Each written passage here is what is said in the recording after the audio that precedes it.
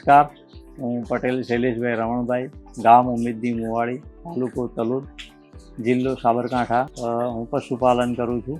લગભગ 12-15 વર્ષ જેવું સમય થઈ ગયું ત્યારથી પશુપાલન કરતો હતો. છેલ્લા 2 વર્ષથી કારગિલનું દાણ ચાલુ કર્યું છે. કંપનીમાંથી જે એમ્પ્લોય આવે છે એ એમ્પ્લોયને નોલેજ આપી એટલેથી હું પશુપાલનમાં જે વાછડી હતી એના ક્રાસ સ્ટાર્ટર ચાલુ કર્યું. એ વાછડી તૈયાર થઈ અને એના લગભગ 4-5 દિવસ પછી ક્રાસ સ્ટાર્ટર ચાલુ કર્યા પછી એને ક્રાફ્ટ ગ્રોવર આપ્યું. ગ્રોવર પછી ડેરી પ્રોટીન આપ્યું અને ડેરી પ્રોટીન પછી હીફર પણ આપ્યું અને વાછડી તૈયાર કરી. તૈયાર એટલે મારા લગભગ 11-12 મહિનામાં તૈયાર થઈ ગઈ વાછડી અને એને ગાભણ પણ થઈ ગઈ અને આજે એ 9 મહિના પૂરા થયા, 9મો મહિનો ચાલુ છે, એનું ટ્રાન્ઝેક્શન ચાલુ છે. જ્યારે અમે પશુપાલન ઘણા બધા વર્ષથી કરતા હતા તો બજારના દાણ ખવડાવતા નહોતા, પણ બજારમાં જે કારગિલનું દાણ આવે છે એનું અમને નોલેજ મળ્યું અને બ્રીડ વિશે પણ નોલેજ આવ્યું.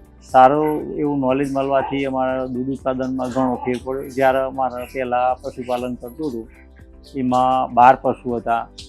હવે એમાંથી બ્રીડ ઉપર નોલેજ મળવાથી મને ઘણો બધો ફાયદો થયો છે અને અમે પશુ થોડાક જે ઓછું દૂધવાળા હતા એને ઓછા કરી અને 6માં ઉત્પાદન લીધું. જે 12 પશુમાંથી ઉત્પાદન મળતું હતું એ મને આજે 6માંથી મળ્યું. એટલે બ્રીડનું નોલેજ જ નહોતું અમને અને ખર્ચ ઘટી ગયો અને ઉત્પાદન વધી ગયું. અત્યારે હાલ હું 8,000 કારગિલનું 10,000 અને 10 એનર્જી બૂસ્ટર આ દાણ ખવડાવું છું અને એનું રિઝલ્ટ સારું છે. જે કારગિલનો જે બાયપાસ ફેટ આવે છે એનો પણ ઉપયોગ કરું છું. એનું રિઝલ્ટ એ જોરદાર છે અને બધા પશુપાલકોનું મારું કહેવું છે કે તમે કારગિલ વાપરો તો એનું રિઝલ્ટ સારામાં સારું છે. નમસ્કાર.